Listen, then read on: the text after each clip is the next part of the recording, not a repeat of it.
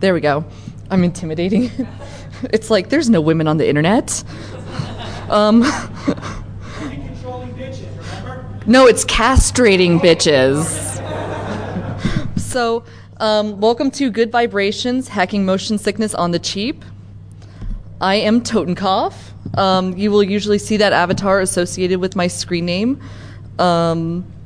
So yeah, a little background on myself. I grew up in the IT department of my dad's work. Every day off from school, I would spend there working on computers and networks and servers. Similar, is it going to work? There you go. Similar to these, but it was a little bit messier. And yeah. So anyways, then last year, my dad dared me to hack one of these digital billboards, and I actually spoke on this last year at DEF CON, and it was it's unofficially responsible for my losing my last job because Clear Channel doesn't like it.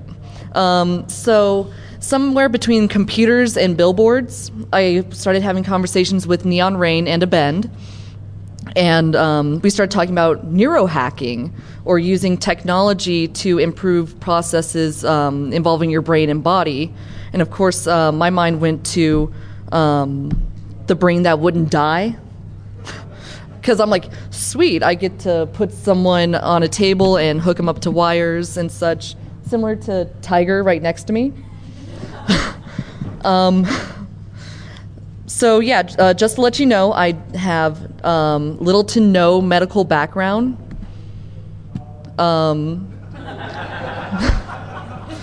But I do have access to extensive medical resources. So the idea behind this talk started when my friend Amanda and I went to go see a really, really bad horror movie. The camera kept shaking really badly, and it wasn't even 15 minutes into the movie before she had to leave the theater because she was getting sick. So we started talking about what caused motion sickness and how it can be stopped. And we thought it was ridiculous that there was no cure or fix for motion sickness, even though it's been around for ages.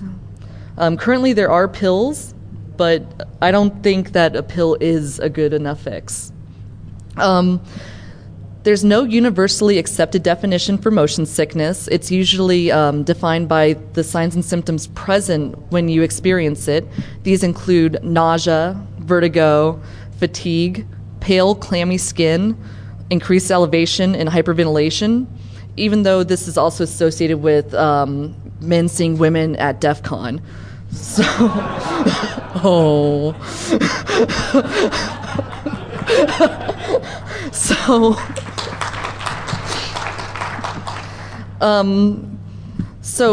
motion sickness first occurred, or they assume it first occurred, when man tried to improve natural mobility. We believe this is when we started using animals such as horses and camels, or using rafts and boats. The first recorded incident of motion sickness occurred in ancient Greece.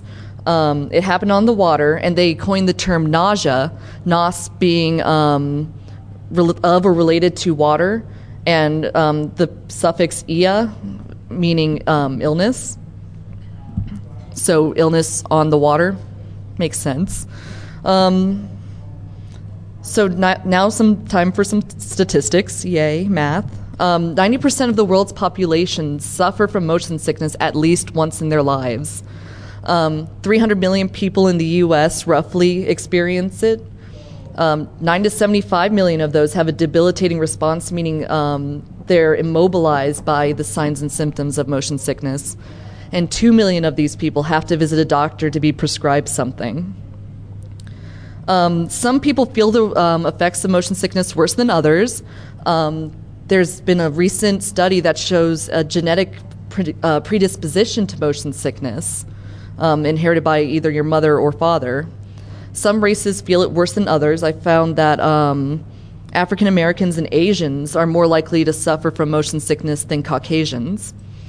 Others with increased susceptibility to it include pregnant women, frequent migraine sufferers, and people with anxiety disorders.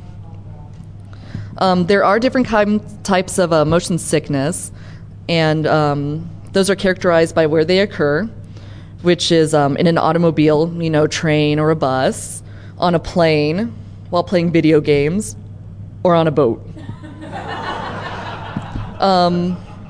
Now, you would think with all of these people suffering from motion sickness, scientists and doctors would spend more time studying what causes it, and they would know how to fix it. But they don't. So, as a matter of fact, there have been several theories of causation, starting back from ancient Greece and going to today. We're first going to discuss the disproven theories, which, include the blood and guts theory. They thought that, at first they thought that motion sickness was a result of a blood disease, and thinning of your blood from being on the water or on a camel upset your stomach, and that's why you got motion sickness. Well, they were wrong. Respiratory issues, they assumed that it had something to do with the lungs or your heart. Then after that was rejected, it went to a reaction to shock to the central nervous system and or the atomic nervous system. Once that was rejected, they thought it was an infection similar to cholera or yellow fever. And then they're like, well, maybe the person's just moving too much and they're getting sick. So the overstimulation is the most recent rejected theory, and that was in the mid-'60s. And now they're going for something called foveal slip, which we'll discuss right now. Foveal slip it relates to fixation disparity. Okay, how do I explain this? Okay. Fixation disparity is when your retina and your fovea have moved over time due to watching TV or reading a book in the dark, staring at your computer for too long, and your fovea moves actually inside of your eye a few degrees, and this leads to a lack of visual acuity. There's a misalignment in the eye. One eye has a moved fovea more so than the other. It can be horizontal and or vertical, and it results in over or under convergence of the eyes at the fixation point. The misalignment of the fovea is only a few arc minutes, which is 1/60th of a degree, and it eventually leads to depth perception problems. So unfortunately, as hackers and IT security folk who sit in front of the computer all day, we are more likely to suffer from motion sickness than normal folks. Okay, so here's a picture of the eye. If you look, there's the fovea right there.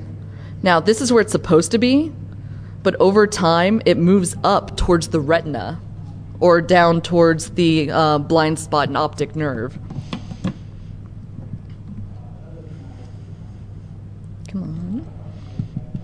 It leaves people unable to track motion accurately with their eyes. There's a definite correlation between foveal slip and motion sickness. A group in Oxford found out that it occurs during optokinetic stimulation, eye movement basically.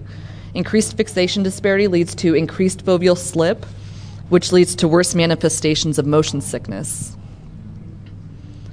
Another theory that's going around right now and has not been disproven is the motor sensory conflict theory.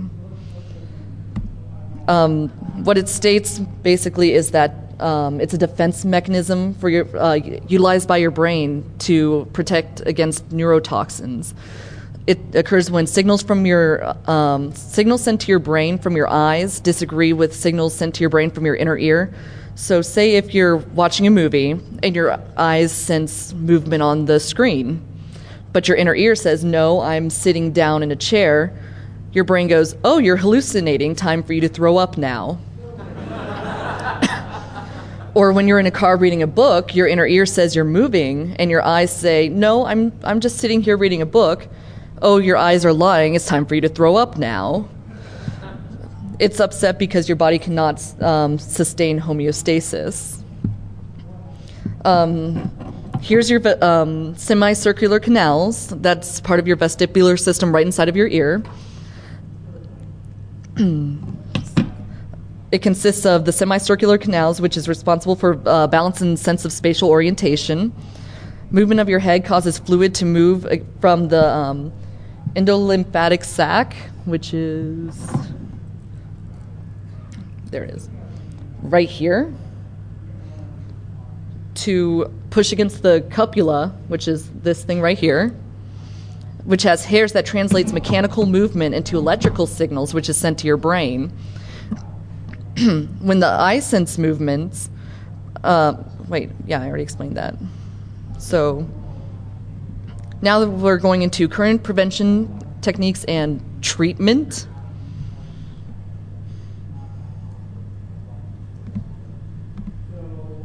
Prevention methods include sit where motion is felt the least, don't read, keep your head and body still, face forward in a reclining position, keep eyes on the horizon, keep window open, don't drink or smoke, and eat small, low-fat, bland, and starchy foods. Now, I don't know about you, but I can't do most, if any, of those when I'm about to go on a long trip, especially on the plane from Florida to Vegas.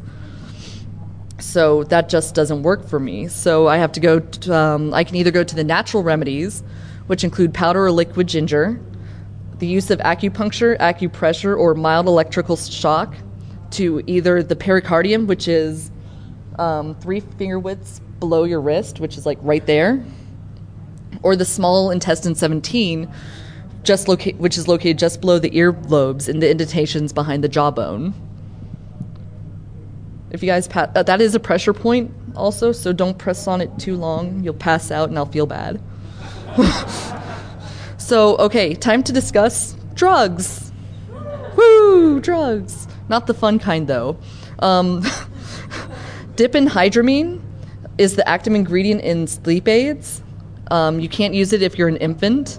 It's not good for the elderly, pregnant, or breastfeeders, or people with glaucoma, heart disease, constipation, or enlarged prostate. So and also it makes you sleepy because, as is made pretty obvious since it's the main ingredient in sleep aids.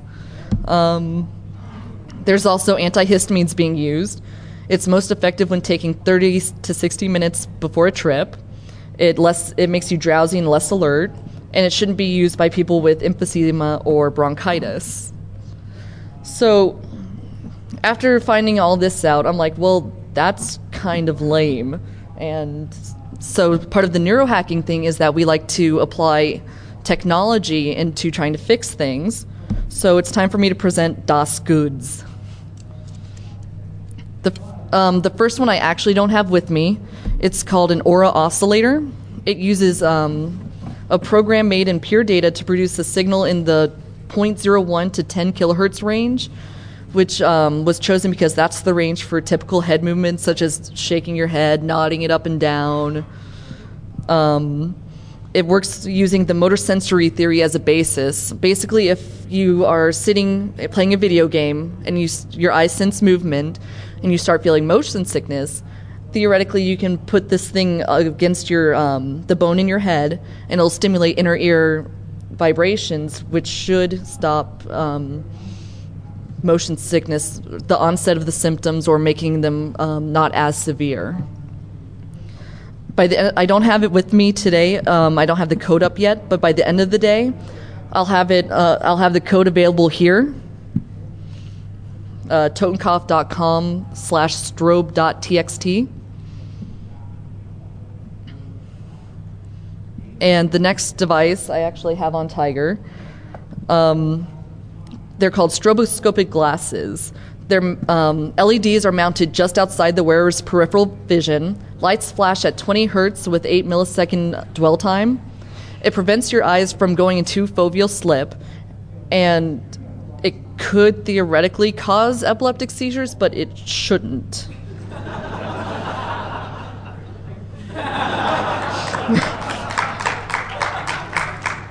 So since this is DEF CON, my device has decided that it doesn't want to work. So she's modeling it for me anyways. Okay, so yeah, Tiger, can you stand for me? All right, so she's wearing basically what we have here, the material list. Okay, come on, get rid of the seizure warning.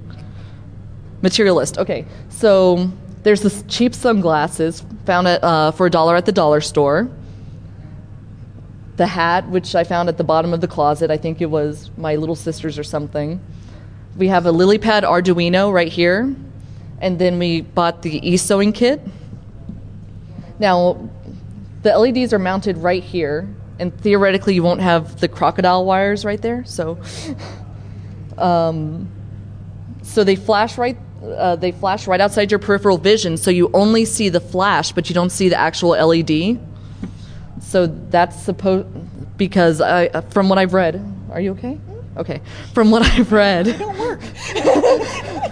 thank you, Tiger. From what I read, if it was within your peripheral vision, then you are more likely to suffer from an epileptic seizure while it's flashing. So don't do that. By the end of the day, okay, that's all I have. By the end of the day, I should have all the stuff up on Tottenkoph.com. And you can follow me on Twitter as @Tottenkoph. And yes, I misspelled it on purpose. I know. That's it. Yay.